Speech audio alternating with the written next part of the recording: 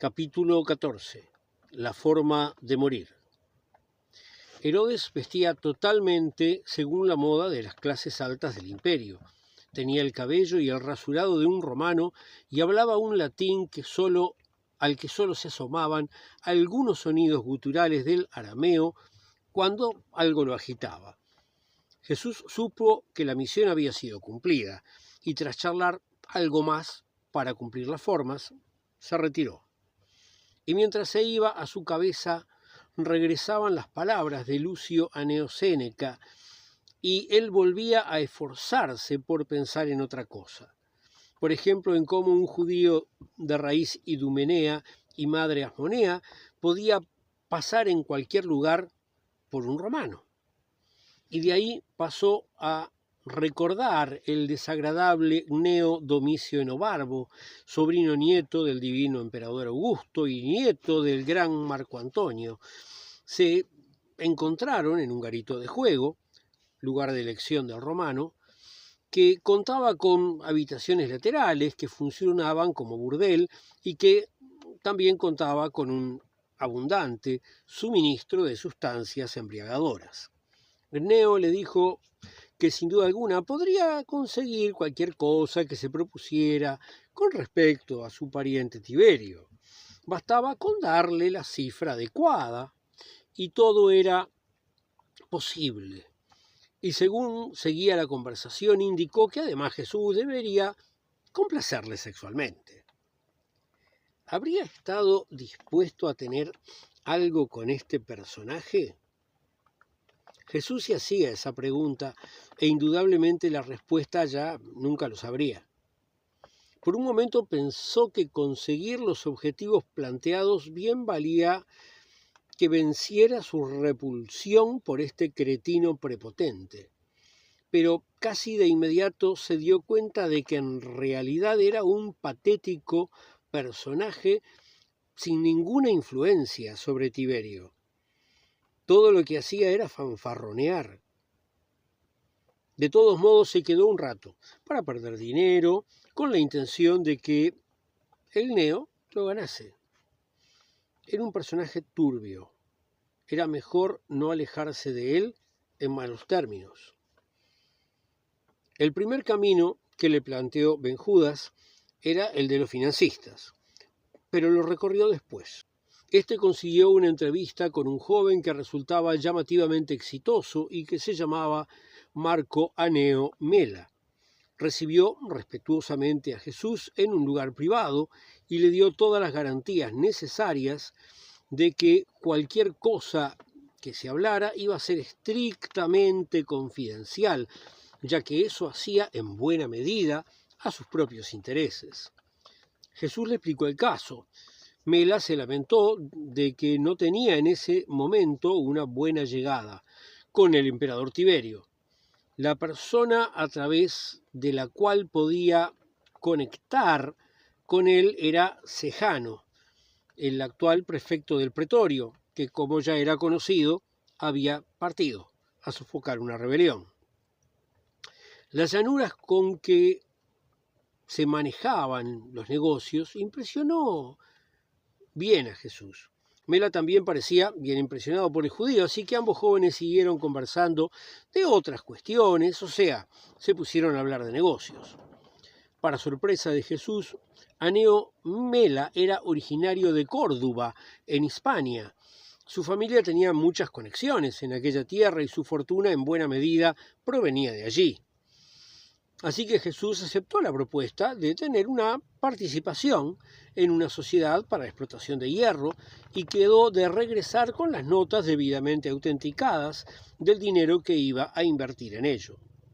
2 días después, y antes de ir a casa de Herodes el Romano, pasó por la casa de Mela para entregar las letras para ese negocio. El financista quería que él aportase más dinero, pero Jesús lo convenció de que le convenía mucho más poner en varios lugares cantidades pequeñas y no mucho dinero en una sola. Ambos rieron y concordaron en la inteligencia de esa postura y se prometieron grandes ganancias mutuamente. Cuando Jesús estaba por retirarse, llegó un joven que resultó ser el hermano menor del dueño de casa y que se veía visiblemente afectado por algún tema respiratorio. El joven se presentó como Lucio Aneo Séneca. Entonces Jesús recordó que Adriana había dicho que tal era el nombre de un primo suyo de gran talento para las letras.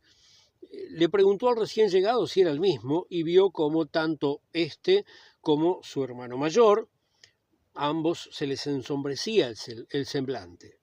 Séneca el joven se excusó y Jesús quedó con el hermano mayor, el cual le narró lo que había ocurrido.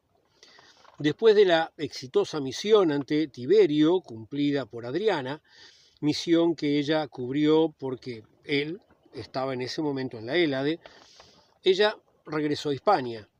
En cierto momento dejó las rutas principales, vaya uno a saber por qué, y tomó otro rumbo con la seguridad de una guardia de 8 soldados. Pero cuando más allá de toda espera razonable no llegan a su destino, su familia decidió buscarla. En un lugar de la sierra encontraron los restos de la litera y 9 cadáveres, uno de ellos con ropas femeninas. Intentaron averiguar algo y por un lugareño que contó que había bebido con alguien que pasaba por el lugar, supieron que ese se había jactado de participar en el asalto a esa comitiva. Todos, incluyendo la dama, habían luchado con bravura. Incluso cuando ella estaba siendo atravesada por una lanza, alcanzó a arrancarle con sus dedos un ojo a uno de sus atacantes y escupiendo sangre en su rostro le dijo: «Así es como muere una romana». La gente de la partida de bandoleros fue perseguida, algunos fueron capturados y crucificados, pero en realidad nadie sabía si realmente habían sido ellos o si era simplemente para que todos supieran que una partida de bandoleros no se podía atrever con una comitiva romana. Mientras iba subiendo al barco que se alejaba nuevamente de Ostia, Jesús no podía apartar de su cabeza la frase: «Así es como muere una romana». Capítulo 15. Sobre las olas.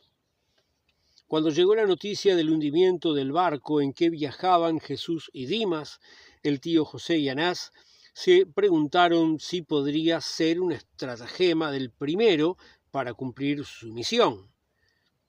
Pero concluyeron que era demasiado rebuscado y poco probable. Así que supusieron que realmente el mar los había devorado y el tío decidió partir en compañía de su sobrino, de igual nombre, para dar las malas noticias a la familia. Mariam quedó paralizada. Santiago lloraba sin consuelo. Susana estaba furiosa y quería golpear a todo el mundo y terminó yéndose a algún lugar secreto en el que se escondía. Esther quedó sin palabras, temblando y sin la habilidad necesaria para manejarse con las cosas cotidianas.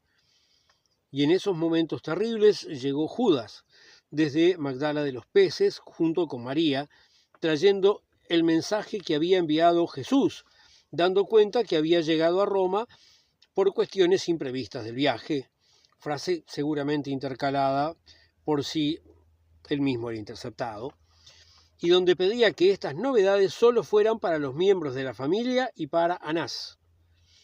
Al no hacer Jesús ninguna mención al naufragio, Santiago conjeturó, con acierto, de que debían haber desembarcado antes y que al momento de enviar sus líneas seguramente no tenían ni idea del mismo.